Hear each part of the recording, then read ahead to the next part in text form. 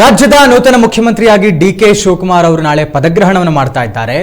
ಡಿಕೆಶಿ ಅವರ ಸಚಿವ ಸಂಪುಟವನ್ನ ಯಾರ್ಯಾರು ಸೇರಬೇಕು ಅನ್ನುವಂಥ ಲೆಕ್ಕಾಚಾರವೂ ಕೂಡ ಬಹಳ ಜೋರಾಗಿ ನಡೀತಾ ಇದೆ. ನೂತನ ಸಚಿವ ಸಂಪುಟ ರಚನೆಗೆ ಕಾಂಗ್ರೆಸ್ ಪಾಳಯದಲ್ಲಿ ಕಸರತ್ತು ಬಹಳ ಜೋರಾಗಿ ನಡೀತಾ ಇದೆ. ಎಐಸಿಸಿ ಅಧ್ಯಕ್ಷ ಖರ್ಗೆ ನಿವಾಸದಲ್ಲಿ ಮತ್ತೆ ಇನ್ನೊಂದು ಹೈ ವೋಲ್ಟೇಜ್ ಮೀಟಿಂಗ್ ನಡೀತಾ ಇದೆ.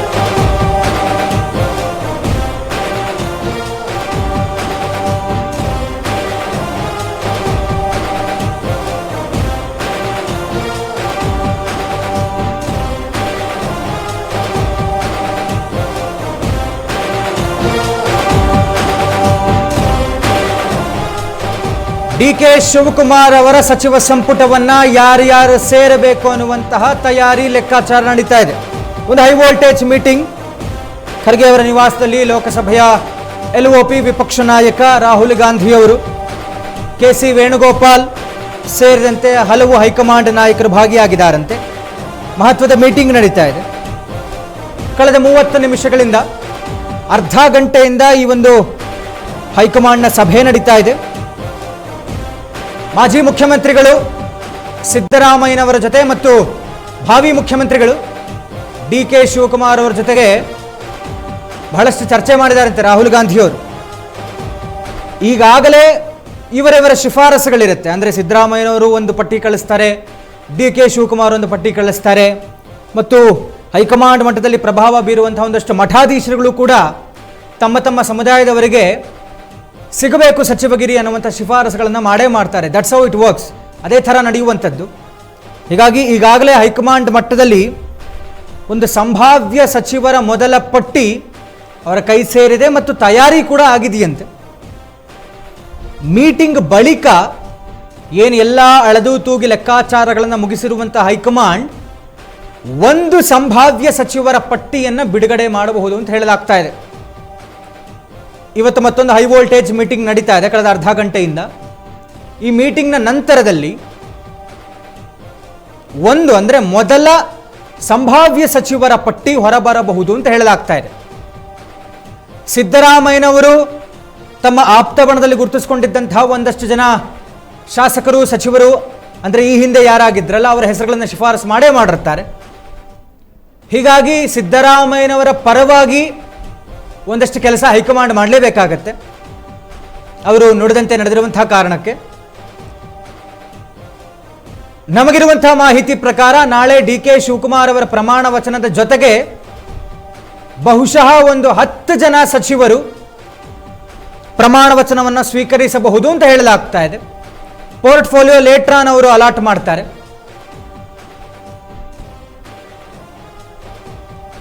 ಈಗ ಬರ್ತಾ ಇರುವಂತಹ ಅಪ್ಡೇಟ್ಸ್ನಲ್ಲಿ ಎಐಸಿಸಿ ಅಧ್ಯಕ್ಷ ಮಲ್ಲಿಕಾರ್ಜುನ ಖರ್ಗೆ ಅವರ ಮನೆಯಲ್ಲಿ ನಡೀತಾ ಇದ್ದಂತಹ ಹೈ ವೋಲ್ಟೇಜ್ ಮೀಟಿಂಗ್ ಮುಗಿದಿದೆ ಅನ್ನುವಂಥ ಮಾಹಿತಿ ಬರ್ತಾ ಇದೆ.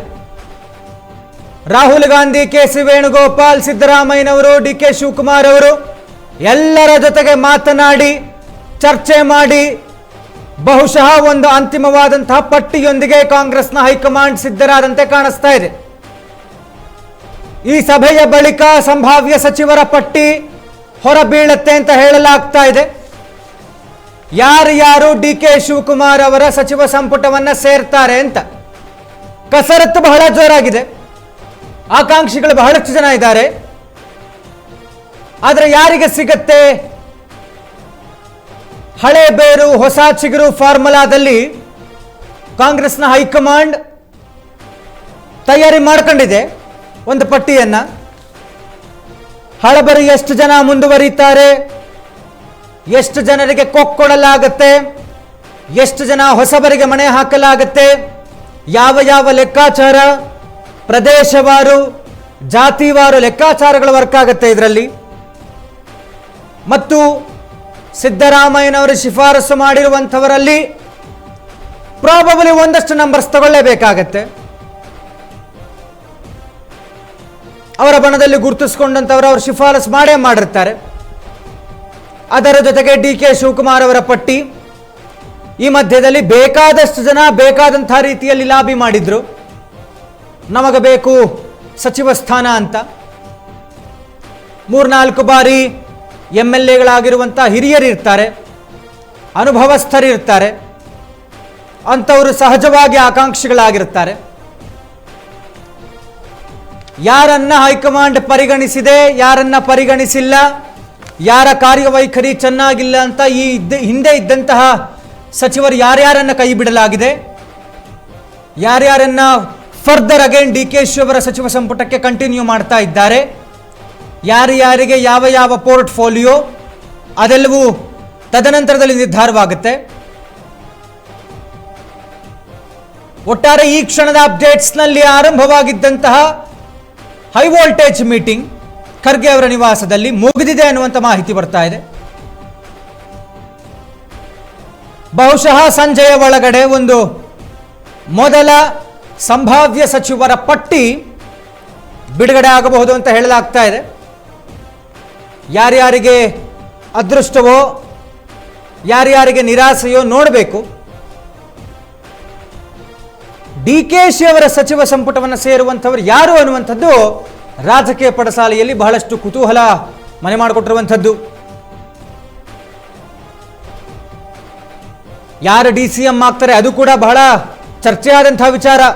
ಕಳೆದ 4-5 ದಿನಗಳಿಂದ ಎಷ್ಟು DCM ಸ್ಥಾನಗಳನ್ನು ಕೊಡಬಹುದು, ಯಾರ್ಯಾರು ಅದನ್ನು ಅಲಂಕರಿಸ್ತಾರೆ, ಸಮುದಾಯವಾರು ಲೆಕ್ಕಾಚಾರ ಇತ್ತು. DCM ಸ್ಥಾನಕ್ಕೆ ಅಲ್ಪಸಂಖ್ಯಾತ ಸಮುದಾಯಕ್ಕೊಂದು ಕೊಡಬೇಕು, ಹಿಂದುಳಿದ ವರ್ಗಕ್ಕೊಂದು ಕೊಡಬೇಕು, ದಲಿತರಿಗೂ ಒಂದು ಕೊಡಬೇಕು, ಲಿಂಗಾಯತರಿಗೂ ಒಂದು ಕೊಡಬೇಕು. ಈ ರೀತಿಯಾಗಿ 4 DCM ಸ್ಥಾನಗಳು ಸಿಗಬಹುದು ಅಂತ ಹೇಳಲಾಗ್ತಾ ಇತ್ತು. ಆಮೇಲೆ 3 ಅನ್ನುವಂಥ ಚರ್ಚೆ ಬಂತು, ಆಮೇಲೆ 1 ಅನ್ನುವಂಥ ಚರ್ಚೆ ಬಂದಿದೆ. ಯಾರನ್ನ DCM ಮಾಡ್ತಾರೆ ಅನ್ನುವಂಥದ್ದೇ ಬಹಳ ಕೌತುಕತೆ.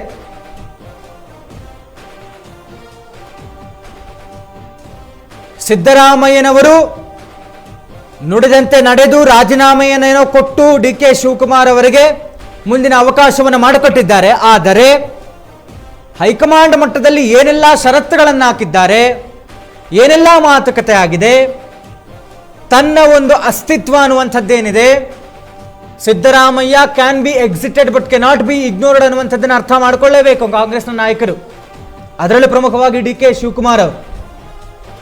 ಹೀಗಾಗಿ ಅವರ ಒಂದು ಹಿಡಿತ ಇರಲೇಬೇಕು ಅನ್ನುವಂಥದ್ದನ್ನು ಮಾತಾಗಿರುತ್ತೆ.